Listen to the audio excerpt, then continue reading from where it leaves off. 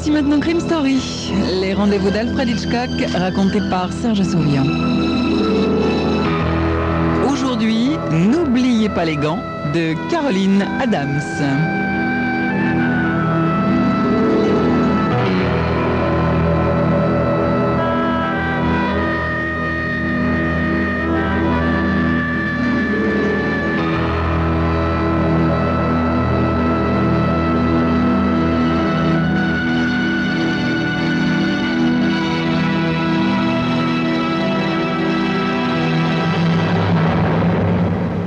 J'ai beau être inspecteur à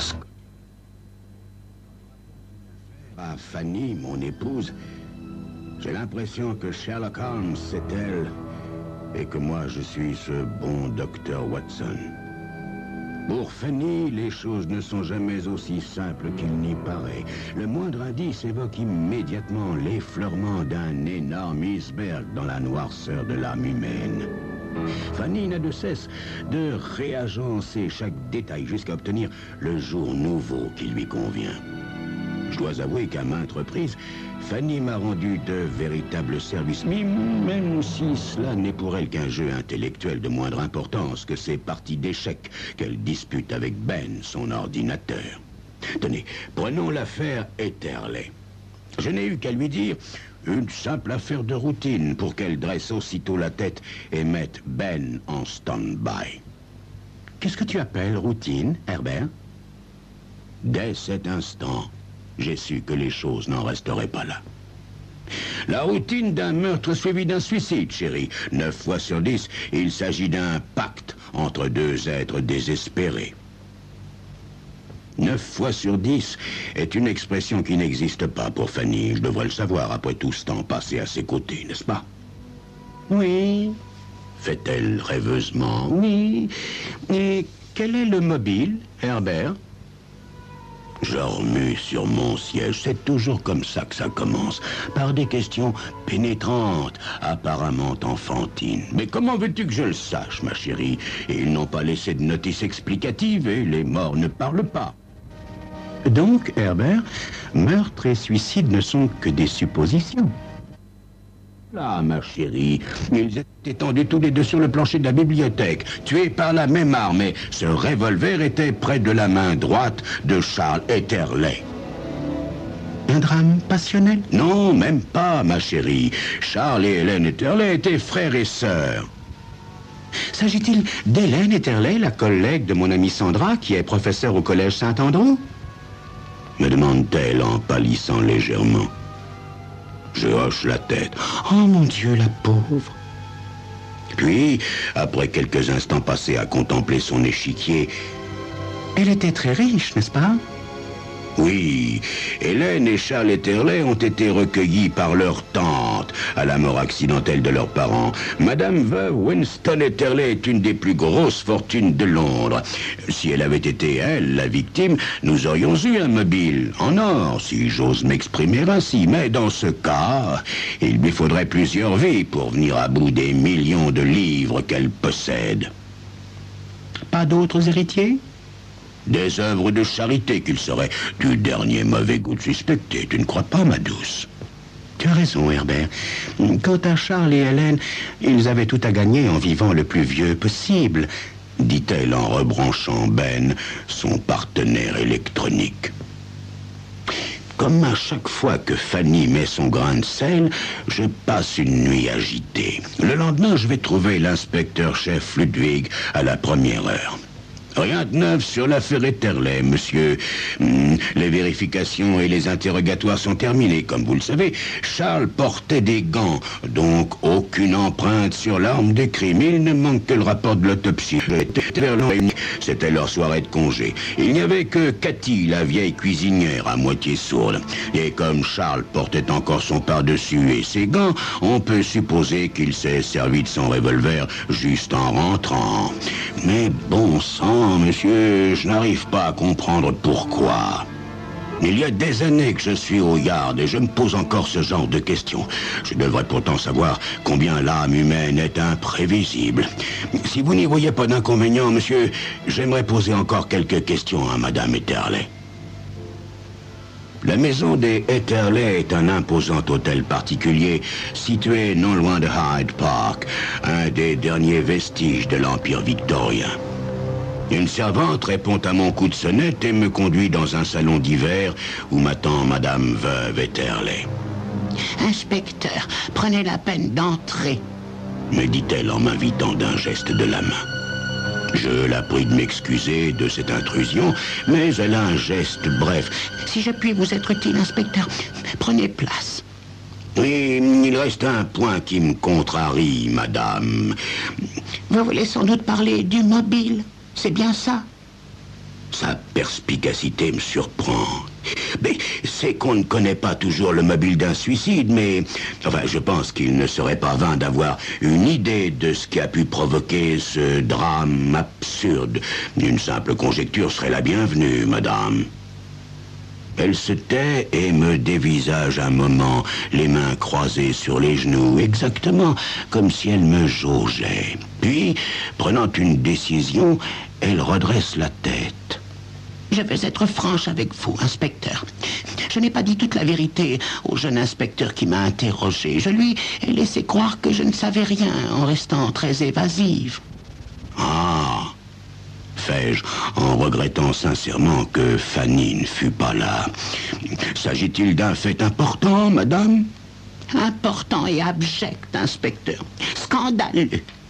À bien réfléchir, je ne comprends pas que je n'y ai pas vu clair plus tôt. Mais il faut dire que des choses semblables ne sont guère concevables, en tout cas dans la maison des Etterley.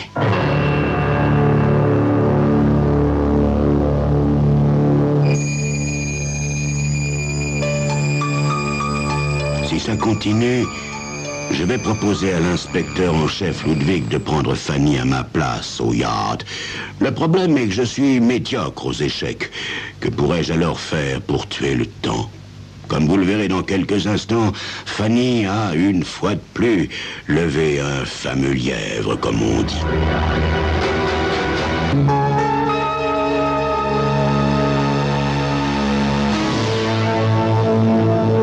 Madame Etterley se lève, fait quelques pas pour rassembler ses idées, puis se rassied en face de moi. Hélène, vous le savez, avait 28 ans et Charles environ la trentaine. Je trouvais bizarre que l'un et l'autre ne soient que très rarement invités en ville. C'étaient des jeunes gens séduisants, bien qu'un peu originaux. Vous comprenez, ils passaient tellement de temps ensemble. J'acquiesce, ne sachant que répondre. Je suis certain que Fanny, elle, aurait déjà tout compris. C'est seulement peu après la mort de mon pauvre époux que j'ai commencé à avoir le sentiment qu'il y avait quelque chose de pas très régulier dans leur relation. Je ne vais pas tourner autour du pot, inspecteur. J'ai senti qu'une affection malsaine unissait Charles et Hélène, que Dieu ait leur âme et ait pitié d'eux. Je remue sur mon siège et j'allumerais volontiers ma pipe si la courtoisie la plus élémentaire ne m'en empêchait. J'ai essayé de ne plus y penser, et j'y serais peut-être parvenu s'il ne m'avait pris l'idée de descendre à la bibliothèque la veille du drame.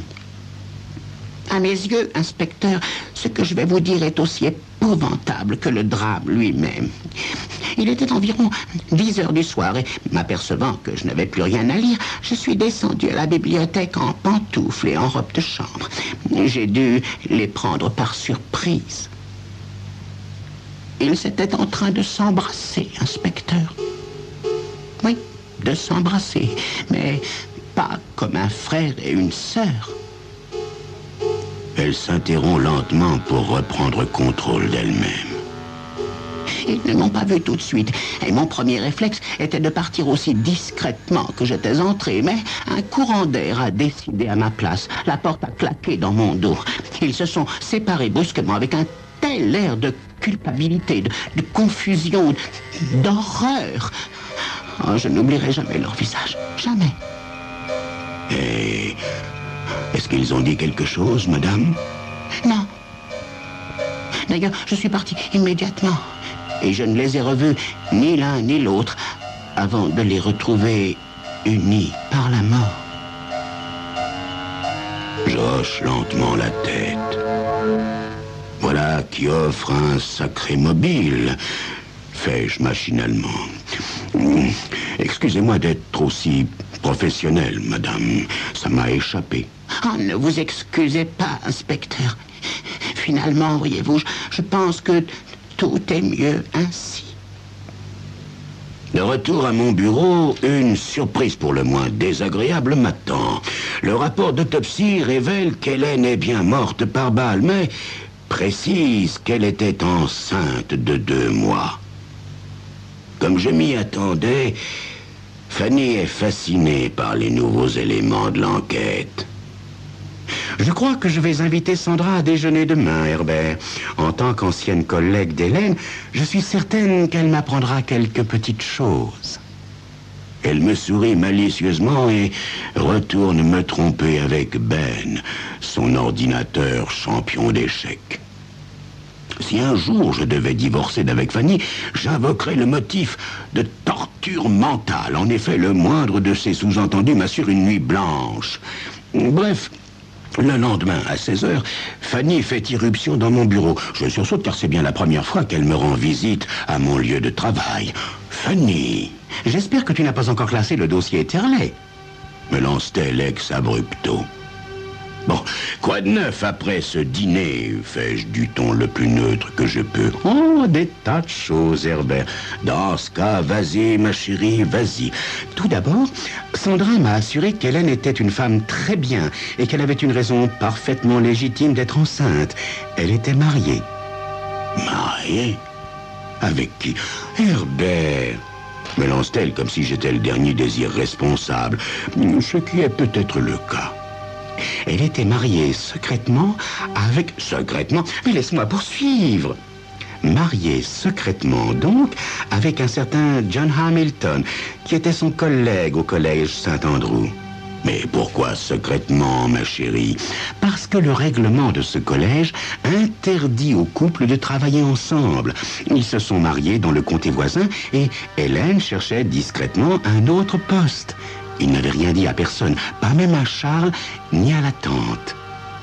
Mais comment se fait-il que Sandra soit au courant?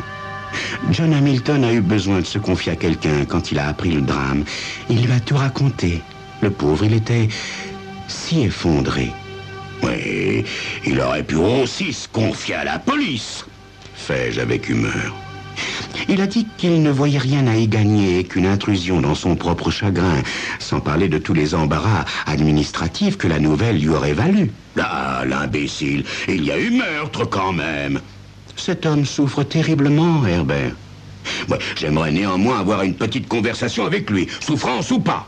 Allons, Herbert, du calme. Toujours est-il que cela te retire ton incestueux mobile, non? Ouais, Charles aurait pu l'apprendre et avoir une terrible crise de jalousie. Oh non, je te garantis que Charles n'était pas au courant du mariage de sa sœur, même lui. Tu me crois? J'acquiesce, complètement découragé. Bien, tant que nous y sommes, rien d'autre, ma chérie? Si, Herbert. Je crains fort qu'il n'y ait autre chose. Madame veuve Etterley a eu un fils d'un précédent mariage. Edgar, une espèce de bon à rien. Il ne s'entendait pas du tout avec Winston Etterley. Et peu après le mariage de sa mère, Edgar a quitté le toit familial pour s'engager, Dieu sait où. Et lui, il avait un mobile. Oui, lequel? En cas de disparition de Charles et Hélène, la fortune de feu Winston Etterley se rapprochait considérablement de lui. Oui. C'est quand même bizarre que personne ne l'ait rencontré pendant l'enquête, fais-je en me levant. Où vas-tu, chérie? Me demande Fanny, qui connaît parfaitement la réponse. Rendre une petite visite à Madame Etterley sans me faire annoncer, lui dis-je, uniquement pour lui faire plaisir. Excuse-moi de te forcer à faire des heures supplémentaires, mon chéri, me dit-elle en m'embrassant légèrement avant de partir. Dieu, quelle femme que mon épouse! Dès que je suis seul, le cœur battant d'excitation, je m'empare du dossier de l'affaire. J'étale les photos du drame sur la table et me plonge dans l'étude des gros plans des corps étendus. Le corps de Charles Etterley semble s'être effondré à partir de la position agenouillée, comme si, au moment où la balle lui a fracassé le crâne, il était en train de considérer le cadavre de sa sœur. Maintenant, ce détail s'éclaire sous un jour nouveau. Je ferme le dossier, enfile mon manteau et retire mes gants en peau de porc de la poche droite en hochant la tête.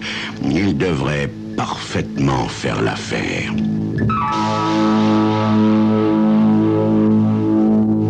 Cette fois, la servante est étonnée de me voir. Vous êtes attendu, monsieur l'inspecteur?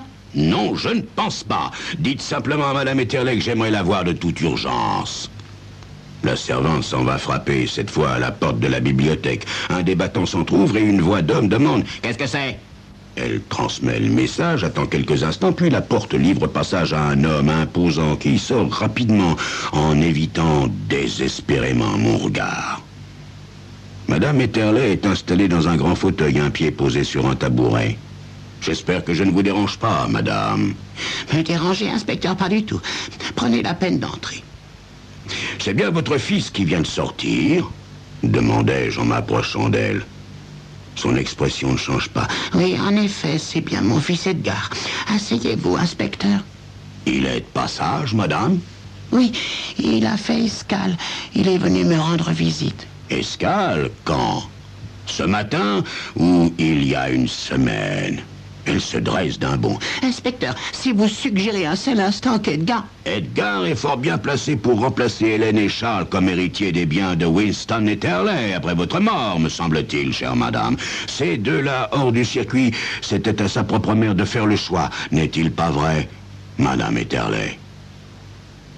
Elle s'apprête à parler, mais aucun son ne sort de ses lèvres, comme s'il n'y avait plus rien à dire.